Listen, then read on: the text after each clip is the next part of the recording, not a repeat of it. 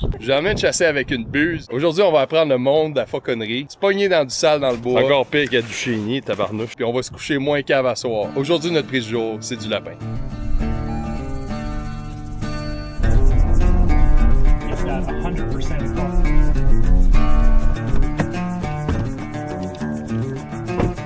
Salut, ça va? Avant de partir dans le bois, on va juste parler avec Geneviève de comment est-ce que ça se passe la chasse, puis tout ça, puis un petit peu comment ils sont rendus là, comment est-ce que la chasse au faucon fonctionne. Comme ça va vous donner un contexte de c'est quoi qu'on va faire, puis c'est quoi leur univers, parce que ben ça, moi aussi je vais le découvrir aujourd'hui. On va faire une petite entrevue rapide. Fait que Geneviève, C'est ça. ouais, chasse avec faucon. Comment t'as commencé ça? Comment ça se passe? Mais en fait, je chasse avec une buse. Ok, ouais, vas-y, ouais. Et la fauconnerie est reconnue dans, je dirais, 3 catégories. Ok. T'as les faucons, t'as les buses, puis t'as les petits oiseaux de proie. Hmm. Puis au Québec, je dirais que la force est vraiment dans les buses puis dans les petits oiseaux de proie. Moi, j'ai commencé vraiment il y a 15 ans à m'intégrer dans le monde de chasse. J'ai commencé avec la buse que j'ai aujourd'hui en 2018 quand elle est née, pour l'entraîner, pour l'habituer, pour le mettre en forme. Puis ça fait 3 ans que j'intègre mon caniche royal dans notre chasse. Un caniche puis une buse, les deux interagissent ensemble. Puis dans le fond, comment est-ce que ça se passe? Peux-tu me décrire un peu comment est-ce que la chasse va se dérouler? Je vois même des crottes de lièvre juste là. Exact. Fait que là, on essaie de trouver un spot où on a de l'activité propice. C'est nous qui font le lever du gibier. Ok. Fait que nous, on va s'intégrer dans la forêt, dans les boisés, dans les bosquets et on va essayer de déplacer basé sur nos indications. Est-ce qu'on voit justement des traces? Est-ce qu'on voit des allées aller-retour de lapins? Aujourd'hui, on a du lapin à queue blanche sur le plan de match. Sur le menu. On va souhaiter. La prise du jour. Ah, c'est ça. Avec le chien, c'est lui aussi qui va nous indiquer l'activité présente ou non. Et ensemble, on fait lever le lapin. Lever, sortir. Mhm. Et l'oiseau va attraper, essayer d'attraper, va le suivre. Des fois même, c'est l'oiseau qui nous indique il a arrêté ici, viens pousser le lapin Ok. ici. Et on essaie de trouver un endroit où le lapin va sortir, mais que l'oiseau a une chance d'attraper. Parce Fait qu'il y a une communication littéralement entre vous autres puis l'oiseau. Puis c'est ce que Will m'avait expliqué. Je trouve ça vraiment cool. Puis j'ai vraiment hâte de voir ça. Puis là, je vois que tu as une casquette là, AQFA. Fait que Ouais. vous avez une association. Exact. Je suis la présidente, en fait. Ah, pour vrai? Ah, je savais pas que j'étais en présence d'une présidente. Mais c'est l'Association québécoise des fauconniers et autoursiers. Différents oiseaux ont différents types de chasse, différentes affaires. Du côté du fauconnier, il y a différents intérêts selon différents types de chasse, etc. Comment est-ce que l'oiseau travaille. C'est sûr qu'il y aura une préférence, mais ultimement, si tu n'as pas le gibier approprié, tu ne devrais pas posséder cet oiseau. OK. Fait que c'est vraiment en fonction de la proximité à ton gibier. Ouais. Est-ce que c'est réaliste pour toi de sortir 2, 3, 4 fois par semaine pendant ta saison de chasse pour offrir ce gibier à ton oiseau? Puis si la réponse, c'est que tu dois monter jusqu'à Saguenay pour avoir ton Ok. lagopède à chaque fois, c'est pas réaliste. Ce que j'ai trouvé intéressant aujourd'hui, c'est qu'on est quand même dans un parc urbain.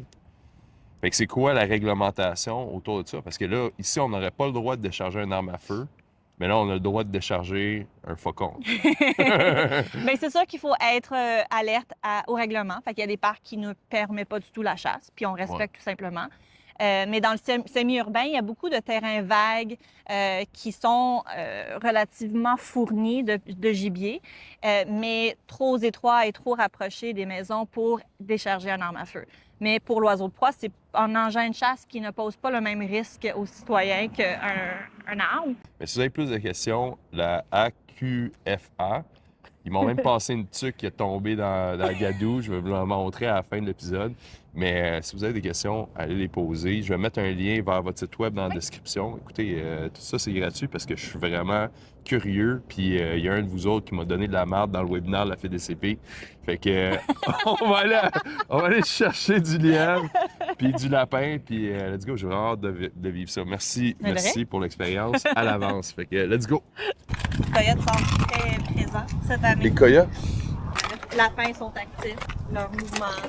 À chaque fois qu'on fait voler notre oiseau libre, on doit mettre un émetteur.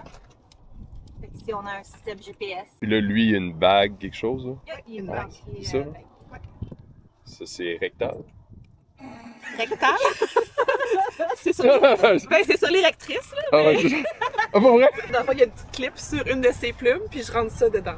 Puis là, c'est... C'est mon récepteur. OK. Joanie a attrapé une buse Aquarus dans sa première année en 2022. Attends, t'as attrapé? Oui, c'est un oiseau capturé en nature. Dans le fond, faut un permis spécial, mais on peut capturer des oiseaux sauvages qu'on va entraîner pour la fauconnerie. Comment t'as fait ça? Dans le fond, je peux expliquer un peu le piège, là. C'est une petite boîte métallique. Dedans, tu mets une souris. Puis sur la boîte, il y a des petits nœuds coulants.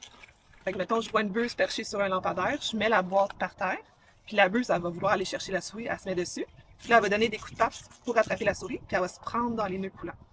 Fait que c'est simplement la façon d'attraper une buse. Depuis 2018, on a la capture de l'état sauvage de 4 espèces, la buse Aquarus, le faucon émérillon, l'autour des palombes et les perdrix de Cooper. Fait que dans ces 4 espèces, dans leur première année, techniquement, on peut les capturer avec un permis de capture pour les entraîner pour la fauconnerie. Il y a des bracelets, il y a ce qu'on appelle des jets. Wow. Il n'aime pas les instruments comme ça. Puis dans le fond, je le tiens avec une laisse. Fait qu'en ce moment, il ne pourrait pas partir tout seul. Là. Je vais y mettre ce qu'on appelle une sonnette, qui est un grelot dans le fond. Fait comme ça, quand il va voler, je vais pouvoir l'entendre quand il va se déplacer.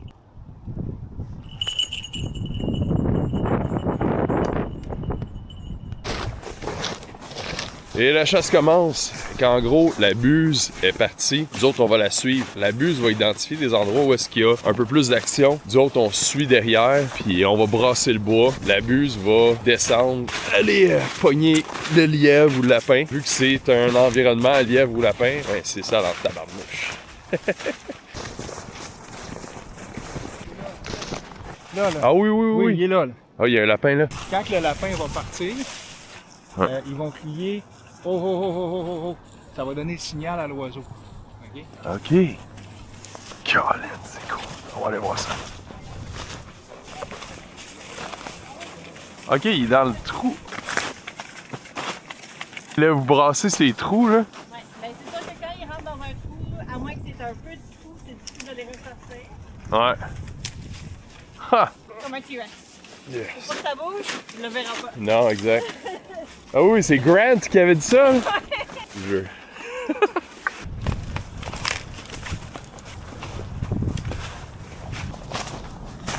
Regarde beaucoup parce que juste toi. Là. OK.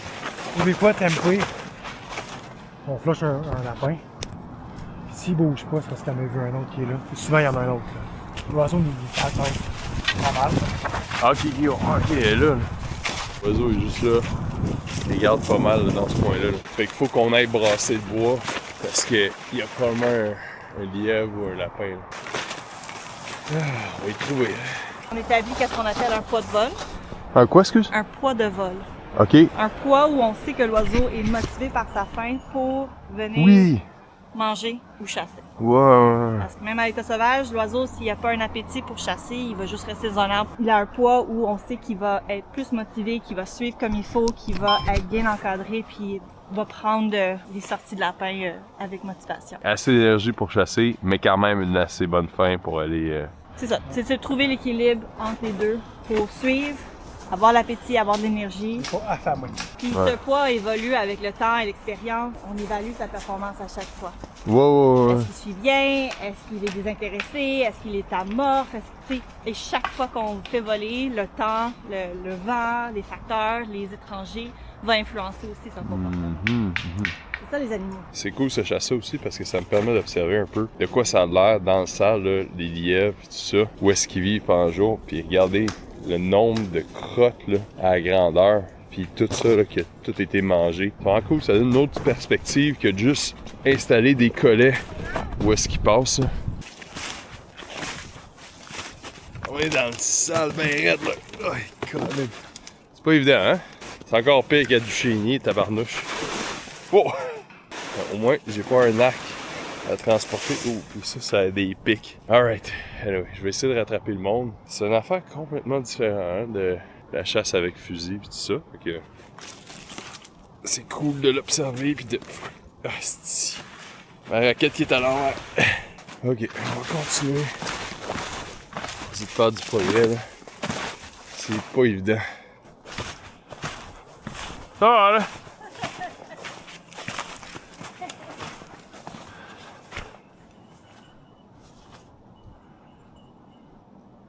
Mettons qu'il y a un lapin qui flush là, il pourrait partir de là, direct dans le sable de même. Puis Tempeh est quand même assez casse-cou dans ses piquets. Ouais. Il va crasher dans la grosse végétation. Il y en a qui sont plus délicats, il y en a qui sont fonceurs. Genre, Cindy, l'oiseau à guetta, elle est très fonceur. C'est comme ça qu'elle a fracturé son aile.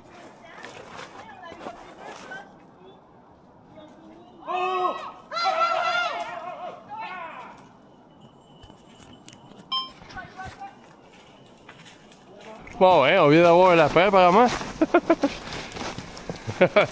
Hey, c'est cool. On a juste tout crié oh! Puis la buse a plongé à travers les arbres. On va aller voir ça. Je suis quand même loin là. Il y a du sale. Oh. Il est sorti de où? À côté de moi. Les saisons là. Elle l'a-tu? Non, c'est rentré dans le trou. Hmm. Ben, il y en a un avant l'autre. Au moins, on a un exemple de qu'est-ce que ça va avoir de l'air une fois que on va avoir une récolte. Ah, alright. On continue?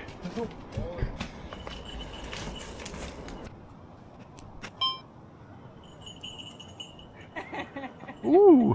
Pour faire voler le grand faucon, il faut un grand champ. Une petite accumulation où l'oiseau, avec la pression du chien ou du fauconnier, le canard se sent l'obligation de se lever. Parce que dans un grand étang d'eau, il va dire « je suis en sécurité ».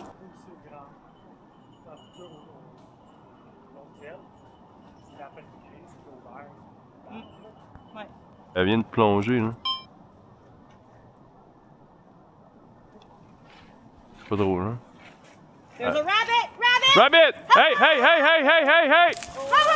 Hey, hey, hey, hey, hey, hey, hey, hey! Ah, tabarnouche!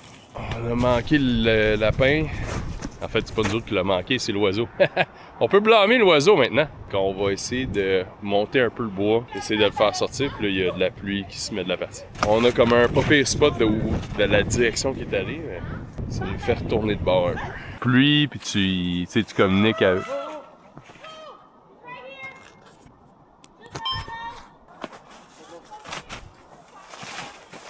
Ils ont vu un lièvre qui jasait avec les boys, puis je sais plus trop il est où, en tout cas. La buse était plus loin, là. Il est dans le fil de chemin. L'oiseau est prêt, on va faire lever le lièvre ou le lapin ou le peu importe.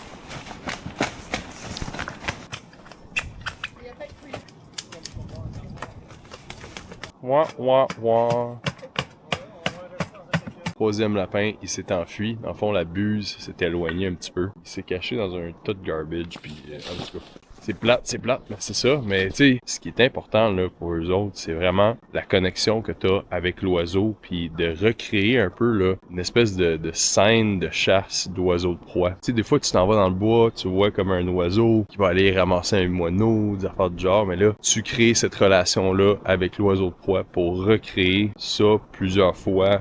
Ben, dans une journée idéalement. C'est vraiment intéressant de rentrer dans leur univers, puis c'est un monde complètement différent de la chasse avec fusil puis tout ça. Mais c'est cool. On continue, on va se souhaiter un lièvre avant trop longtemps. Là, probablement qu'on va aller à un autre spot, puis on va sortir le faucon, puis la buse à passe.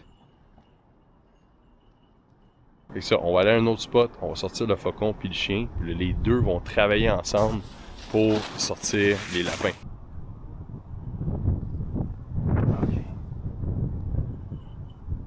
C'est un snack d'un autre jour? Oui, exact. En fait, non, ça, c'est de la caille. C'est Ok. de la caille d'élevage qu'on achète pour nourrir les oiseaux. Ok.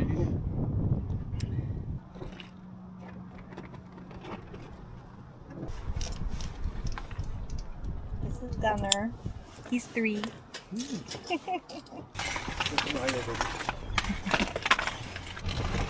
Le Tetris dans un SUV.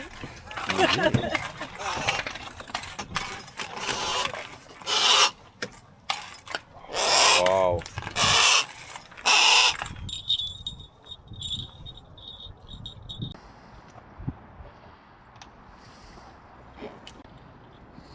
Fait que Sonara, elle a 8 ans. Ça passe plus, ça?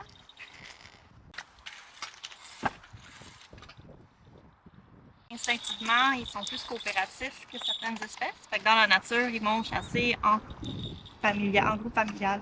Mhm. Fait que des fois, on est quelques-unes qui vont faire voler en même temps les Usa harris, la même espèce. Des oiseaux qui se connaissent, qui développent une relation avec. Fait qu'on peut être plusieurs qui volent en même temps.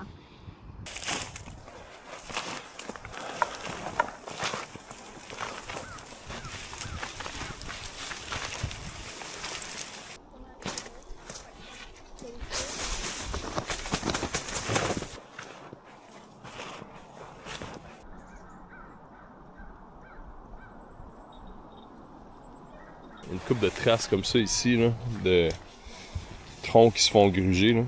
Ça, c'est des porcs-épics qui vont mordre l'écorce. Et il y a toutes sortes de signes qu'on voit de même, là, quand on prend le temps un peu plus d'aller dans le sale de même, puis d'aller dans le monde des petits gibiers. Ça nous permet de voir toutes ces choses-là. Là.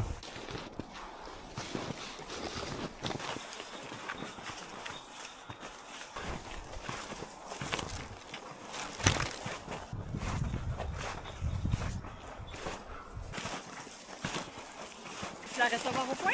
Ah ben oui, hey, crime. C'est caché là-bas. Hein? Fait que tu vas te tourner dans cette trappe-là pour que le derrière de la main soit vers l'oiseau. Ouais.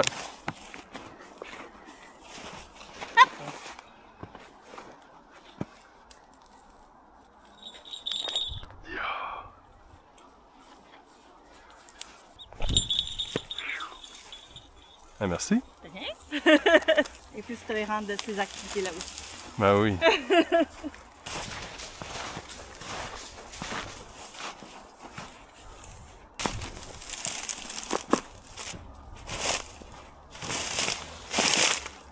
Tu as une application sur ton téléphone pour gérer le poids de ton oiseau?